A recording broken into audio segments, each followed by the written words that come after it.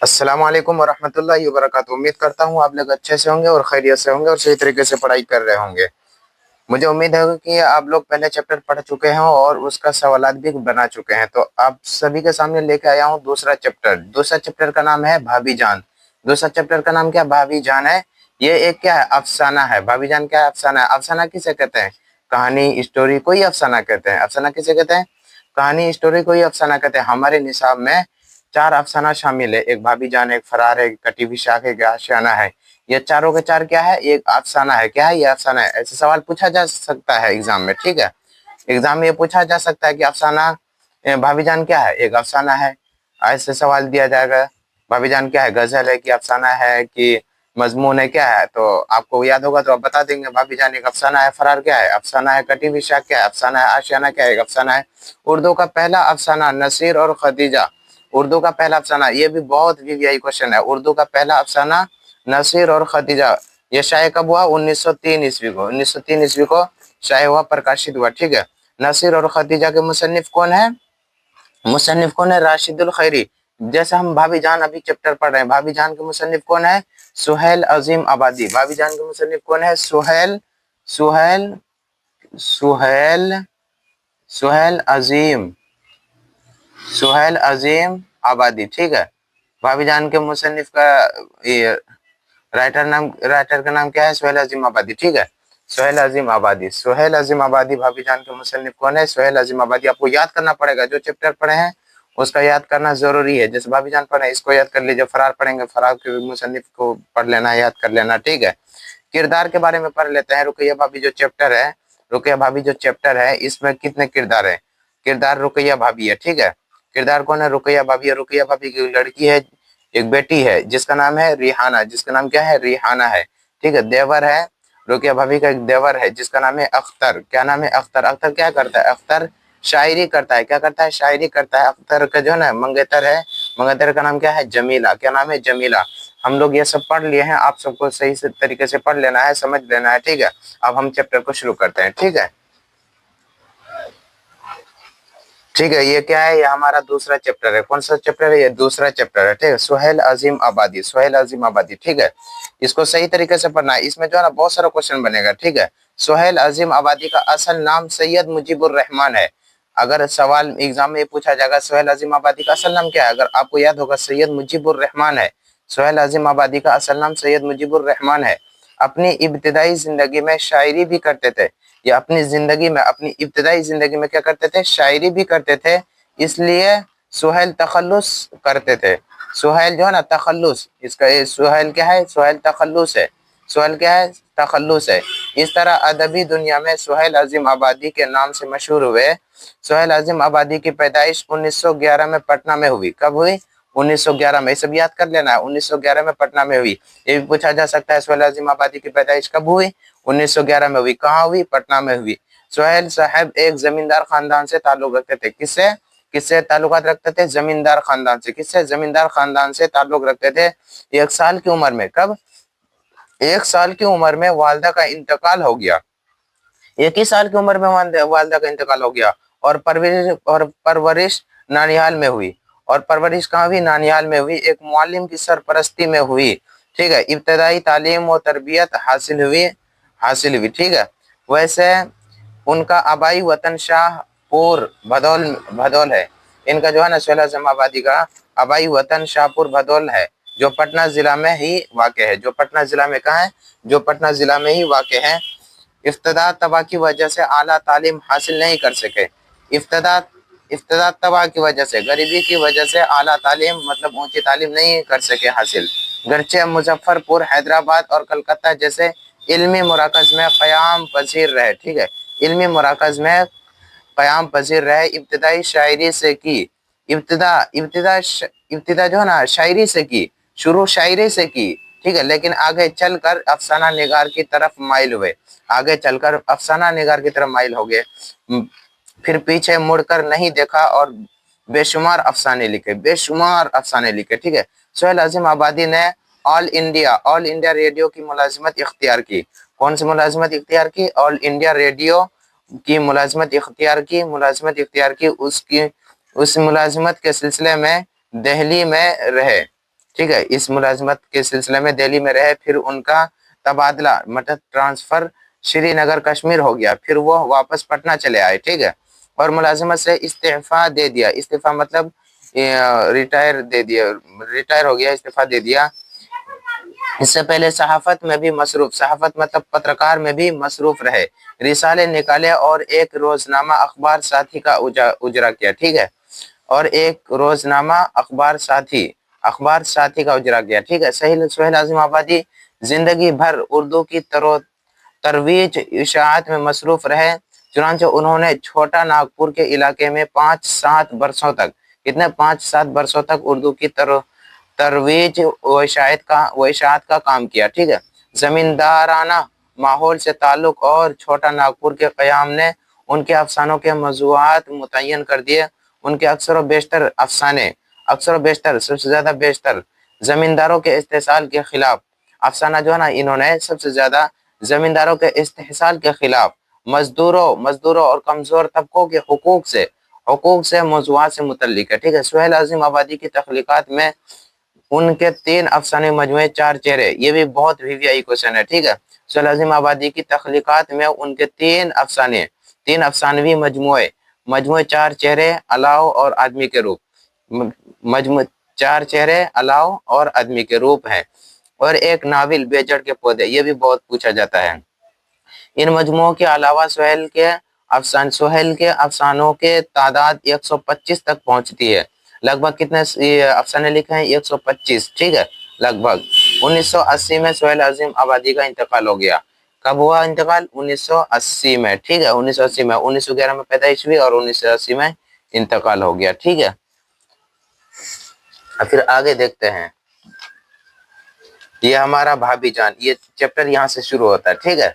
इसको जो है ना आप लोगों को सही तरीके से पढ़ लेना, फिर मैं इसका क्वेश्चन हल भी कराऊंगा, मुख्तसर सवाल जो उधर रहेगा वो भी करा दूंगा, ठीक है। ये वीडियो तो लंबी बनेगी क्योंकि चैप्टर लंबा है, बहुत इंपॉर्टेंट चैप्टर है, ठीक है। आप सभी को गौर से पढ़ना है, देख के पढ़ना है, ठीक। भाभी जान, देखो पढ़ते हैं। जब रुकिया भाभी याद आती है तो मेरा सर खुद ब खुद जज्बे एहतराम से झुक जाता है। इतनी नेक लड़की थी, ठीक है, झुक जाता है और ऐसा महसूस होता है कि जैसे उनकी जात सरापा रोशनी है। उनकी याद के साथ साथ मुझे वो शमा याद आ जाती है, उनकी याद के साथ साथ मुझे वो शमा याद आ जाती है जो कलीसा की ऊंची कुर्बान गाह पर जलती और पिघलती रहती है, और जब पादरी इबादत खत्म करके कुर्बान गाह से उतर जाता है तो भी वो खामोश जुबान से खुदावंद यसू का पैगाम सुनाती रहती है, जो दूसरों का गुनाह बख्शवाने के लिए सुलेब पर चढ़ाया गया, मगर वह जो अब तक जिंदा है और कयामत तक जिंदा रहेगा और सबको निजात दिलाएगा, ठीक है। रुकिया भाभी की जात मुझे ऐसी ही शमा मालूम होती है जो जलती और पिघलती रहती है, लेकिन रोशनी फैलाती और कुछ कहे बगैर भी हर वक्त एक पैगाम सुनाती रहती है, ऐसा पैगाम जो अमर है, जो जिंदा है, ठीक है। भाभी ने सुबह सवेरे आवाज दी, खैर तो है शहजादे। अख्तर को कह रहा है, खैर तो है शहजादे, घोड़े बेचकर सोए हुए, चाय ठंडी हो रही है। सोए हो, घोड़े बेचकर सोए हो, चाय ठंडी हो रही है। भाभी की आवाज सुनकर मैं उठ बैठा। वो मुस्कुरा दी और बोली, भाई बात यह है कि ठंडी चाय मुझसे पी नहीं जाती और बच्चों को स्कूल भेजना भी है, ठीक है, स्कूल भेजना भी है। भाभी यही तो मुसीबत है आपके साथ। सुबह हुई और उठाकर बैठा दिए। हम लोगों को भी आप तालिबे इल्म समझती हैं। अख्तर कह रहा है हम लोगों को भी आप तालिबे इल्म समझती हैं, ठीक है। भाभी बोली तो आज तुम कौन बूढ़े हो चुके हो? तुम जवानी तो हो, तुम कौन से बूढ़े हो चुके हो? भाई उठो जल्दी करो। भाभी ने हाथ पकड़ा और बिस्तर से खींच लिया। मैं जमीन पर खड़ा हो गया, ठीक है, वो हंसने लगी। मैं बोला, शुक्र है मैं आपका स्टूडेंट नहीं हुआ, ठीक है, बातें ना बनाओ, चाय ठंडी हो रही है, बच्चे बैठे हैं। یہ بھابھی کہہ رہی ہے باتیں نہ بناؤ، چائے ٹھنڈی ہو رہی ہے، بچے بیٹھے ہیں، ٹھیک ہے۔ اب یہ دیکھتے ہیں، لیکن مجھے نیند آ رہی ہے بھابھی، لیکن مجھے نیند آ رہی ہے بھابھی، رات بھر نہیں سو سکا ہوں۔ میں نے احتجاج کرتے ہوئے کہا چائے کے بعد دوسری قسط سو لینا، دوسری قسط سو لینا، چائے کے بعد دوسری قسط سو لینا۔ قسط کا لفظ سن کر میں ہنس پڑا اور وہ بولی شاعر ہو کر داد نہیں دیتے، شاعر ہو کر داد نہیں دیتے، کیا لفظ میں نے استعمال کیا ہے؟ اگر نوابان اودھ باقی ہوتے، اگر نوابان اودھ باقی ہوتے تو اس ایک لفظ کے استعمال پر ایک جاگیر تو ضرور بخش دیتے، ٹھیک ہے، جاگیر تو ضرور بخش دیتے۔ چلو بھائی تم ذرا جلدی کرو، اتنا ہی صحیح۔ اور بھابھی جو ہے نا کھانے کے کمرے میں چلی گئی، اور جب تھوڑی دیر میں میں میز پر پہنچا تو بچے چائے ختم کر رہے تھے۔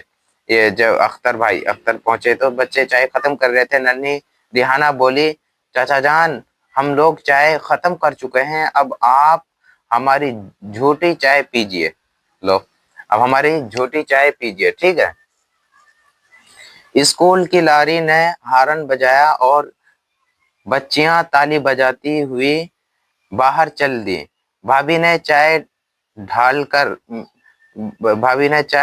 کر میری طرف بڑھائی اور بولی اگر تم جوان اتنی دیر تک سوتے رہو گے تو کیا کرو گے؟ بھابھی جان کہہ رہے اختر سے اگر تم جوان اتنی دیر تک سوتے رہو گے تو کیا کرو گے؟ شعر کہوں گا اور کیا کروں گا، شعر کہوں گا اور کیا کہوں گا، اور کچھ نہیں۔ بھابھی میں نے خیز انداز سے مسکرائی، میں کچھ جھپ سا گیا۔ بھابھی کی مسکراہٹ بہت دور تک اشارے کر رہی تھی، بھابھی کی مسکراہٹ بہت دور تک اشارے کر رہی تھی۔ پھر وہ آہستہ سے بولی تمہارے بھائی جان ٹھیک 4 بجے اٹھ بیٹھتے تھے، بھابھی جان کے شوہر، ٹھیک ہے، اختر سے کہہ رہا ہے تمہارے بھائی جان ٹھیک 4 بجے اٹھ بیٹھتے تھے اور چائے پی کر کام شروع کر دیتے تھے۔ شروع میں تو مجھے بھی بڑا جبر ہوتا تھا، لیکن آج صبح اٹھنے کی عادت کام آ رہی ہے۔ میں نے پلٹ کر دیکھا، بھابھی کی سنگار میز پر ننھے بھائی کی خوبصورت سی رنگین تصویر رکھی ہوئی تھی، ٹھیک ہے۔ میں نے پلٹ کر دیکھا، بھابھی کی سنگار میز پر ننھے بھائی کی خوبصورت سی رنگین تصویر رکھی ہوئی تھی، وہ مسکرا رہے تھے۔ اس تصویر کے پاس بھابھی اور بچوں کی تصویریں تھیں، اس تصویر کے پاس بھابھی اور بچوں کی تصویریں بھی تھی۔ اب سنگار میز نام کا تھا، اس پر بچوں کی کتابوں کا ڈھیر تھا اور شاید ایک کنگھی کے علاوہ میز پر سنگار کی کوئی دوسری چیز بھی نہ تھی۔ رقیہ بھابھی اداس ہو گئی اور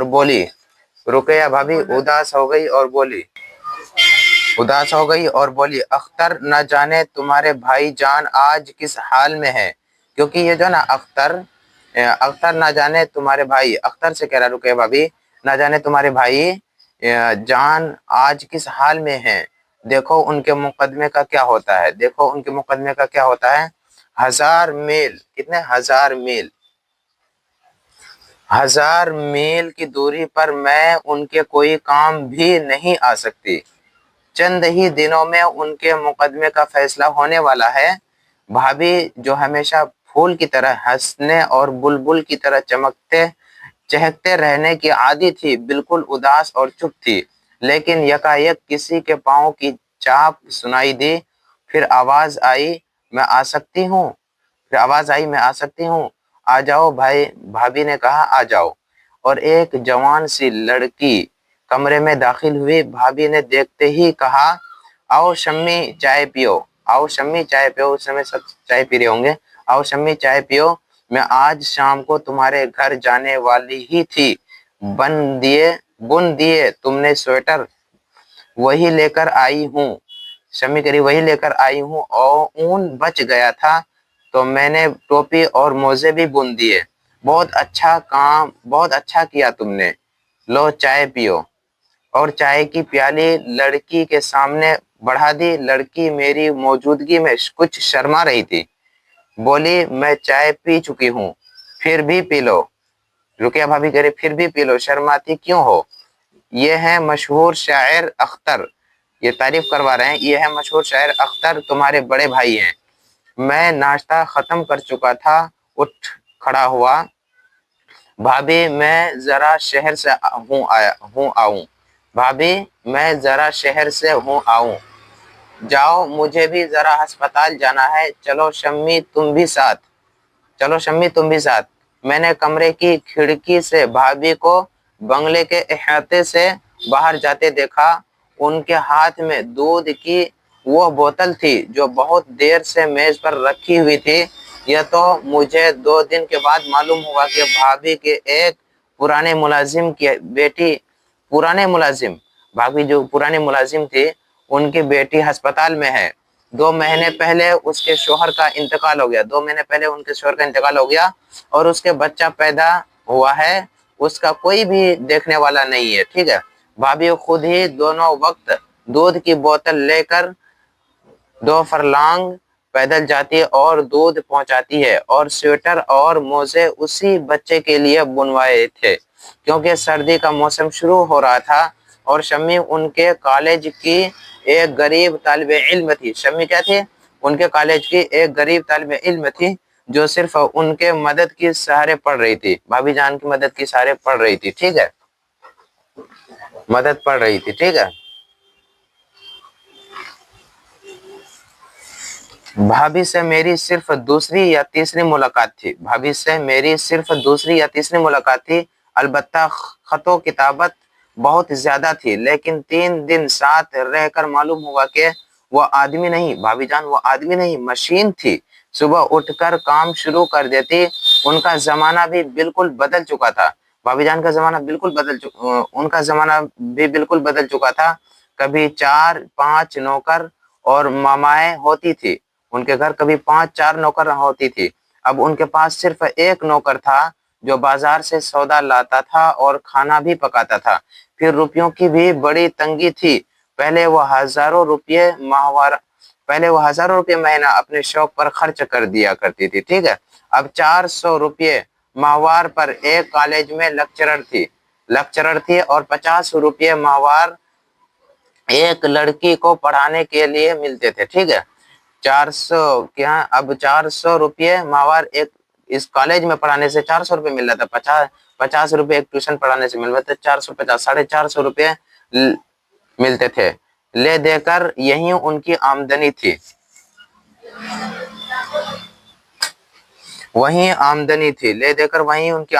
اور خرچ اپنی جگہ پر, بلکہ کچھ زیادہ ہی. اپنے اور بچوں کا خرچ ہوتا تو کسی طرح پورا ہو جاتا, لیکن وہ بھی بڑھ گیا تھا. بچوں اور اپنی ضرورتوں کے علاوہ ایک مستقل رقم انہیں ہر مہینہ مزدوروں اور طالب علموں کی انجمنوں کو دینا پڑتی تھی. ٹھیک ہے, کانفرنسوں اور جلسوں میں شرکت کے لیے کرایہ ادا کرنا پڑتا تھا. کئی غریب لڑکیاں صرف ان کی مدد سے پڑھ رہی تھی. بھائی جان کی جب شادی رقیہ بھابی سے ہوئی تھی تو ہم لوگوں کا عام خیال تھا کہ یہ شادی کامیاب نہیں ہو سکتی. ایک طرف بھائی جان تھے جنہیں ایسی سیاست سے شوق تھا, سیاست مطلب پولیٹیکل, ٹھیک ہے, راجنیتک سے شوق تھا, جو بار بار انہیں جیل بھجوایا کرتے تھے. ٹھیک ہے, بھجوایا کرتی تھی. اور دوسری طرف بھابی جان تھی جو نازوں کی پالی تھی اور ایسی ماحول میں بڑھ کر جوان ہوئی تھی. بھابی جان جس میں اپنی ہی ذات سب کچھ ہوتی ہے. اور ہم لوگوں نے شادی کی خبر سنتے ہی سوچ لیا تھا کہ بھابی جس طرح ابھی میکے میں شان سے رہتی ہے, ماں کے یہاں شان سے رہتی ہے, رہا کرے گی, اور بھائی جان جیل میں رہیں گے. بعضوں کا تو یہ خیال تھا کہ بھابی جان بھی سیاست کے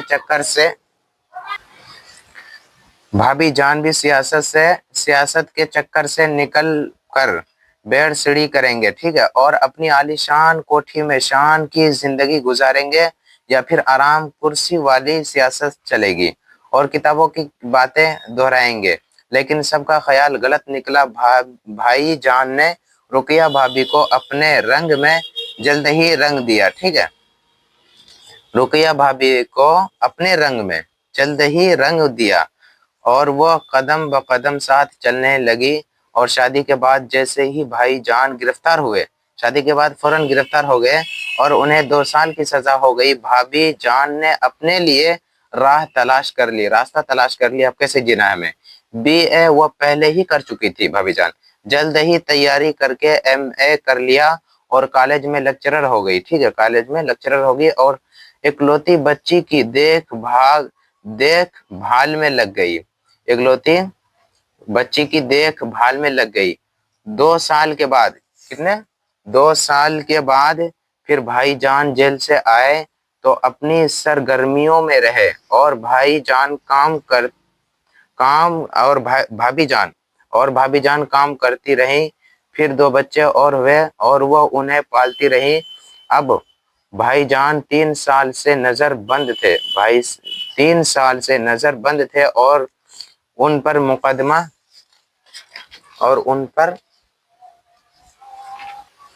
مقدمہ چل رہا تھا۔ بھابھی جان بے شمار ذمہ داریوں اور غم کا بوجھ اٹھائے پھرتی تھی، ٹھیک ہے، لیکن ان کا چہرہ کبھی میلا نہیں ہوتا تھا، بلکہ ایسا معلوم ہوتا تھا کہ وہ اپنے غم کو اپنے لیے مسرت سمجھنے لگی ہے اور غم میں بھی خوشی کا پہلو نکال ہی لیتی ہے۔ وہ صبح سویرے اٹھتی، بچوں کو نہلاتی، ان کے کپڑے بدلتی، خود نہا دھو کر تیار ہو جاتی، بچوں کو کھلا پلا کر 7 بجے اسکول بھیج دیتی، پھر ملنے والوں کا سلسلہ شروع ہو جاتا۔ طرح طرح کے لوگ ان سے ملنے آتے، جب کوئی انسان اچھا ہوتا ہے نا تو ان سے سب کوئی ملنے لگے آتا ہے، طرح طرح کے لوگ ان سے ملنے آتے اور طرح طرح کی فرمائشیں کرتے، کوئی ان سے ملازمت کے لیے سفارش کرنے کو کہتا، کوئی کسی اور کام کے لیے۔ سب آدمی انہیں بڑے آدمی کی بیوی اور بہو سمجھتے تھے، رقیہ بھابھی کو۔ کوئی یہ نہیں سمجھتا تھا کہ بھابھی جان کا تعلق اب بڑے لوگوں سے صرف چھوٹے لوگوں کی وجہ سے رہ گیا ہے۔ وہ بڑے لوگوں کے پاس صرف سفارشیں لے کر جاتی ہیں، ورنہ بڑے لوگوں سے اب انہیں دور کا بھی کوئی واسطہ نہیں ہے۔ بھابھی کالج جاتی اور وہاں بھی پڑھانے کے علاوہ ہر لڑکے کے معاملات میں دلچسپی لیا کرتی۔ کالج سے آ کر پابندی کے ساتھ کئی خط روز لکھتی اور انہیں ڈاک میں ڈلواتی۔ عام طور پر یہ خطوط نئے لکھنے والوں کے نام ہوتے تھے جو ہر روز انہیں خط لکھا کرتے تھے۔ بھابھی نے محض دل بہلانے اور وقت کاٹنے کے لیے لکھنا شروع کیا تھا۔ یہ جو خط لکھتے تھے نا، دل بہلانے اور وقت کاٹنے کے لیے لکھنا شروع کیا تھا، مگر وہ بہت اچھا لکھنے لگی تھی اور نئے لکھنے والے ان سے مشورے طلب کرتے اور وہ بڑی محبت کے ساتھ ان کے خطوں کا جواب دیا کرتے، ٹھیک ہے۔ اس طرح کے نئے لکھنے والے نہ تو غلط فہموں کا شکار ہو کر بہک جائے اور نہ ان کی دل شکنی ہو۔ پھر وہ شام کو ایک جگہ ٹیوشن پڑھانے چلی جایا کرتی تھی، ٹھیک ہے، شام کو ایک جگہ ٹیوشن پڑھانے کے لیے چلی جایا کرتی تھی، یعنی صبح جاگنے کے بعد سے سوتے وقت تک کام آدمی کا ہے، مشین معلوم ہوتی تھی۔ ان کے خط لکھنے کے شوق سے تنگ آ کر میں نے کہا، بھابھی آپ نے کیا علت پال رکھی ہے؟ کالج میں تو سر کھپاتی ہی ہے، گھر پر بھی ایک کالج بنا رکھا ہے۔ بھابھی بڑے باوقار انداز میں مسکرائی اور بولی، اختر ان نئے لکھنے والوں کو کیسے بھول سکتی ہوں، یہ تو ہمارے مستقبل کی امیدیں ہیں۔ اگر میں ان پودوں پر روز چھڑکاؤ نہیں کر سکتی، ان کی خدمت نہیں کر سکتی کہ ان میں پھول لگے اور سارا باغ مہک اٹھے، تو کم از کم جو کچھ کر سکتی ہوں وہ تو کرنا چاہیے، ٹھیک ہے۔ اب یہ پڑھ لیتے ہیں، بہت بڑا چیپٹر ہے، آپ کو پڑھنا پڑے گا۔ اس جواب کے بعد कुछ और बोलने की गुंजाइश ही नहीं थी, ठीक है।